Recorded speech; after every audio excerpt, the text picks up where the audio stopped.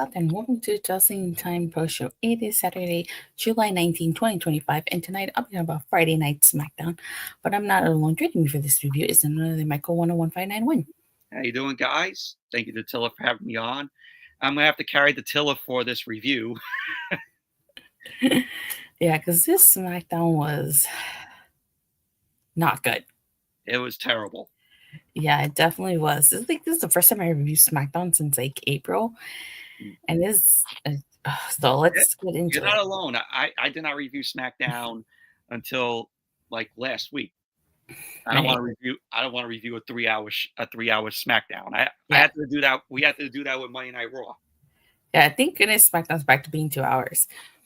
Mm-hmm. Right, but let's kick things off talking about this contract signing between John Cena and Cody Rhodes. This, as we all know, weddings, contract signings, and celebrations in wrestling never end well, and this was no exception. I was gonna say, explain the whole story that you always say.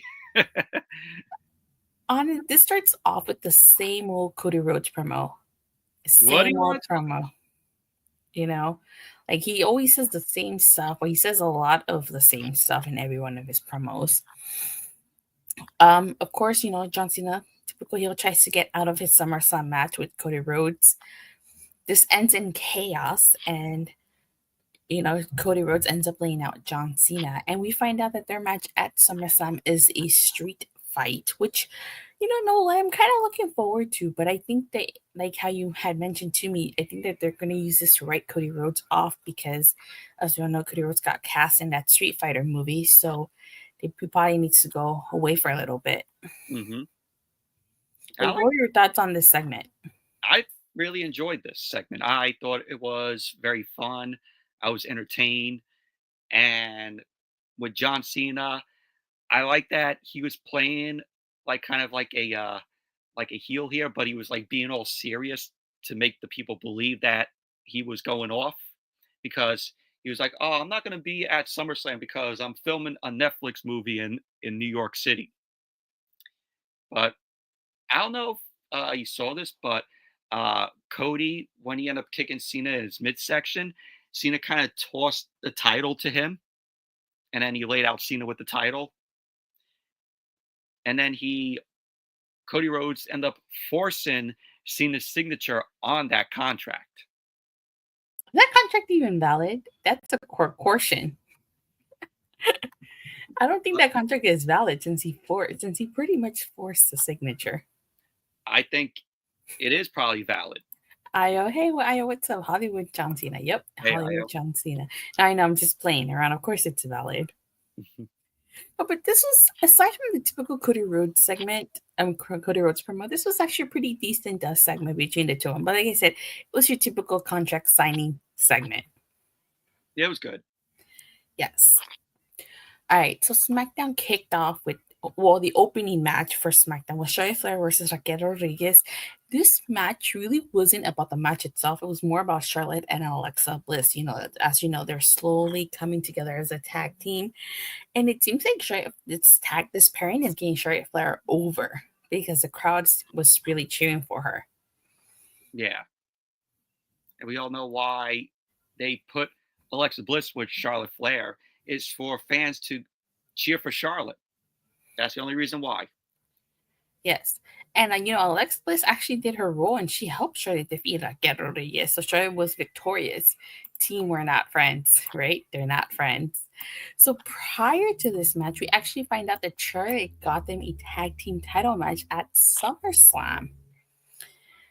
And then if you look closely during that segment, you can see Kiana James and Julia talking in the back. I wonder what that's about. Another possible pairing? Yeah, I could tell.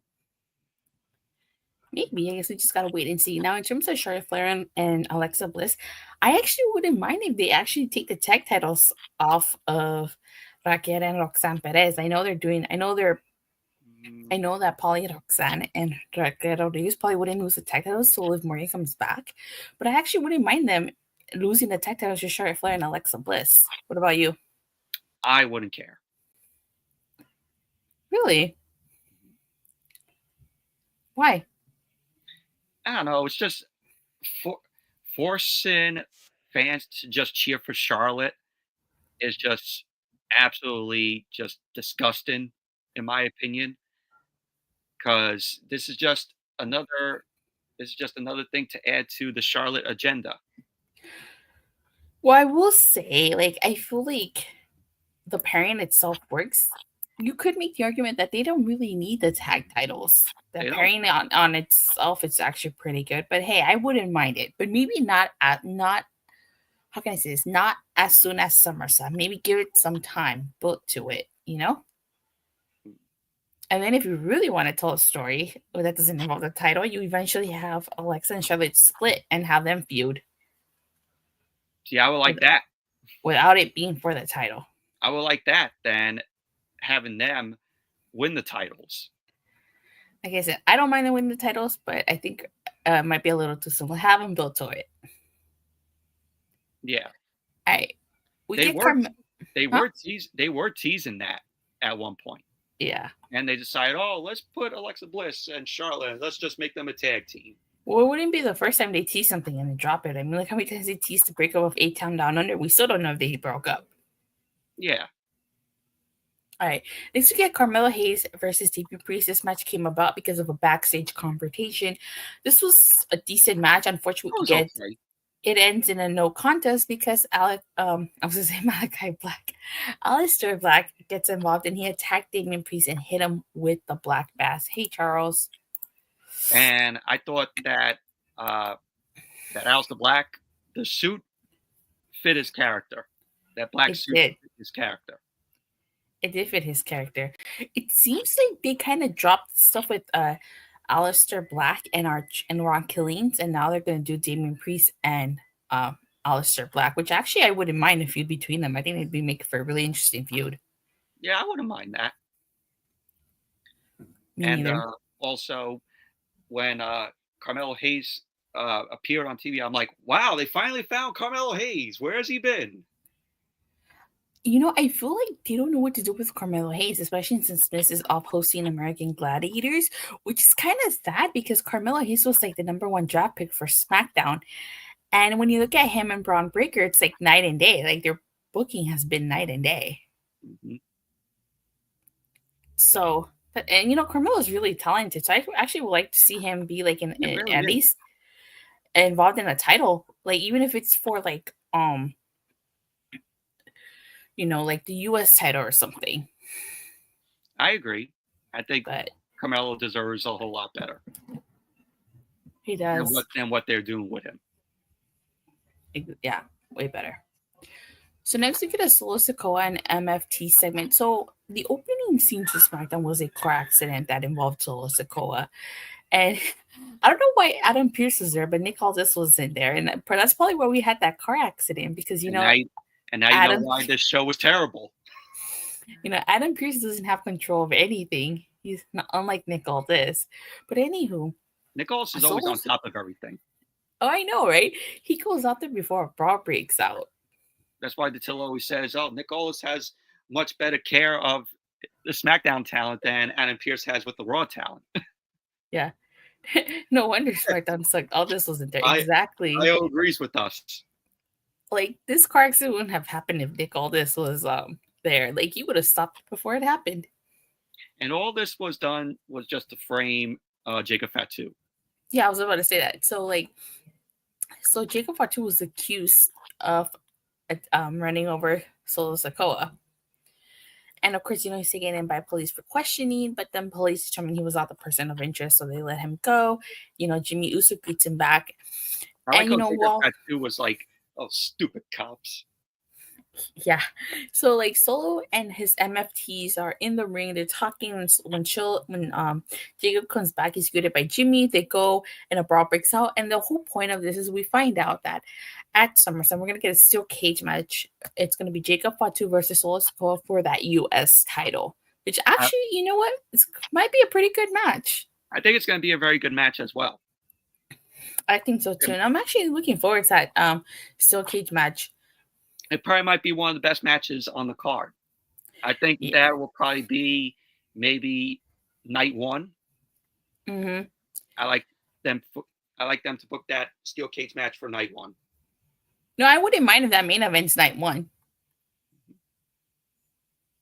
I could see Fatu doing a moonsault off that steel cage. I hope he does it. Right? That'd be one of the best spots in the match. Yeah, it would be. All right. So next we get Stephanie Vazquez versus Alba Fire. This was a short match. This match,